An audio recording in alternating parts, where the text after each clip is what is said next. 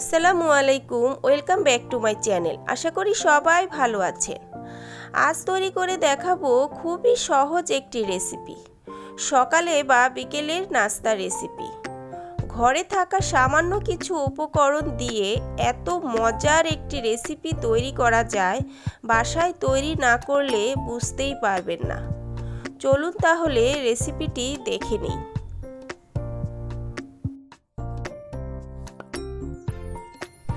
এখানে আমি 1 cup boneless চিকেনের কিমা নিয়েছি। এখন এর মধ্যে দিয়ে দিব 1 টেবিল চামচ আদা রসুন বাটা, হাফ চা চামচ লাল মরিচের গুঁড়া, হাফ চামচ ধনিয়া গুঁড়া, হাফ চামচ জিরার গুঁড়া, আর দিয়ে দিব স্বাদ মতো লবণ ও 1 টেবিল চামচ সয়া সস দিয়ে সবগুলো উপকরণ ভালোভাবে মেখে নিতে হবে।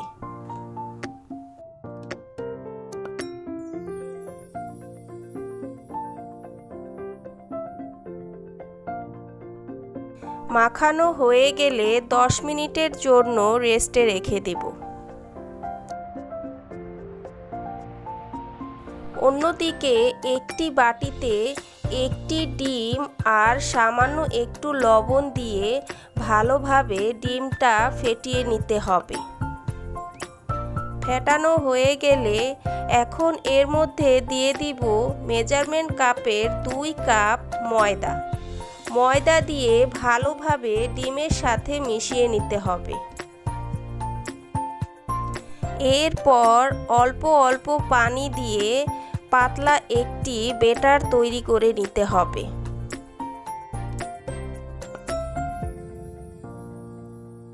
ব্যাটারটি তৈরি করার পর বলে দিব এখানে কতটুকু পানি লেগেছে।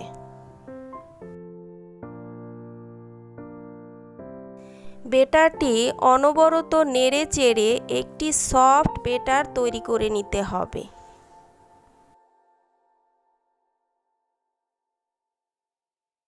এখানে প্রায় 2 কাপের মতো পানি লেগেছে।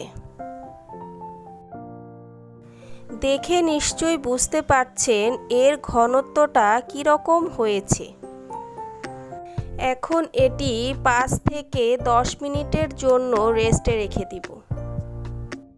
অন্যদিকে চুলায় একটি ফ্রাই প্যান বসিয়ে দিয়েছি। দিয়ে দিব সামান্য একটু তেল, প্রায় 2 টেবিল চামচের মতো তেল হলেই হবে। এরপর এর মধ্যে দিয়ে দিব ম্যারিনেট করে রাখা চিকেনের কিমা দিয়ে ভালোভাবে নেড়েচেড়ে ভেজে নিতে হবে। ভাজা হয়ে গেলে এ পর্যায়ে দিয়ে দিব হাফ কাপ পেঁয়াজ কুচি, 2 থেকে 3টি কাঁচামরিচ কুচি, হাফ চামচ চিলি ফ্লেক্স, আর দিয়ে দিব ছোট একটি গাজরটা এখানে আমি গ্রেট করে নিয়েছি। এখন সবগুলো উপকরণ চিকেনের সাথে ভালোভাবে মিশিয়ে ভেজে নিতে হবে।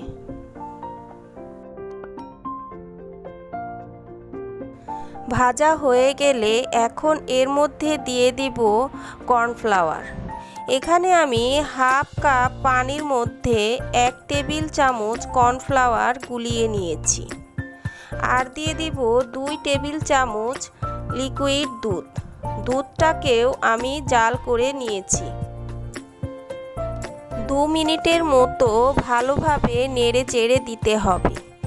এরপর সামান্য কিছু ধনিয়া পাতা ছিটিয়ে দিয়ে চুলা থেকে নামিয়ে নিতে হবে।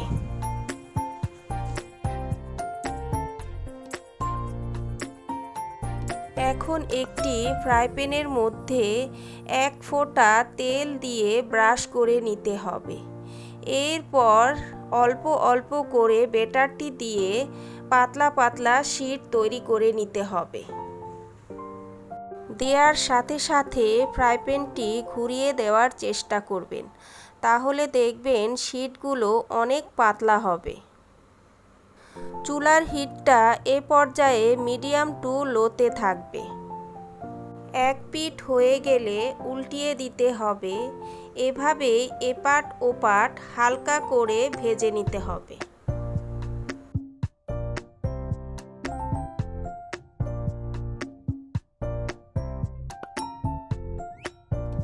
হয়ে গেছে, এখন উঠিয়ে নিচ্ছি। এভাবেই আরও একটি ভেজে দেখাচ্ছি। এভাবেই বাকি সবগুলো ভেজে নিতে হবে। সবগুলো শিট ভাজা হয়ে গেছে। দেখুন কি সুন্দর নরম তুলতুলে হয়েছে। এখন একটি শিট নিয়ে একটি ছুরির সাহায্যে মাঝখান দিয়ে কেটে নিতে হবে। এরপর তৈরি করে রাখা চিকেনের পুর দিয়ে একটি ত্রিভুজ আকৃতির শেপ তৈরি করে নিব। এভাবে একটি কাঁটা চামচের সাহায্যে সাইডগুলোকে লক করে দিতে হবে।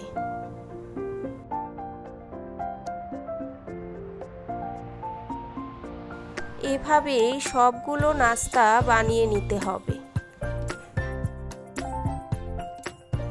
অন্যদিকে একটি ফ্রাই প্যানে পর্যাপ্ত পরিমাণ তেল দিয়ে চুলায় বসিয়ে দিয়েছি। তেলটা গরম হয়ে এলে এক এক করে নাস্তাগুলো দিয়ে এপাট ওপাট উল্টে পাল্টে ভেজে নিতে হবে। বন্ধুরা, যারা আমার রেসিপিটি দেখছেন এবং আমার রেসিপিগুলো পছন্দ করেন, তাদের কাছে একটা রিকোয়েস্ট রইল, অবশ্যই আমার চ্যানেলটি সাবস্ক্রাইব করে দিবেন। ভাজা হয়ে গেছে, এখন এগুলো একটি সার্ভিং ডিশে তুলে নিচ্ছি। তৈরি হয়ে গেছে খুবই মজাদার একটি রেসিপি। সকালে বা বিকেলে যখনই হোক না কেন খুবই সহজভাবে তৈরি করে নেওয়া যায়। রেসিপিটি খুবই সহজভাবে দেখানোর চেষ্টা করেছি। যদি ভালো লেগে থাকে তাহলে একটি লাইক, কমেন্ট, শেয়ার করতে ভুলবেন না। আল্লাহ হাফেজ।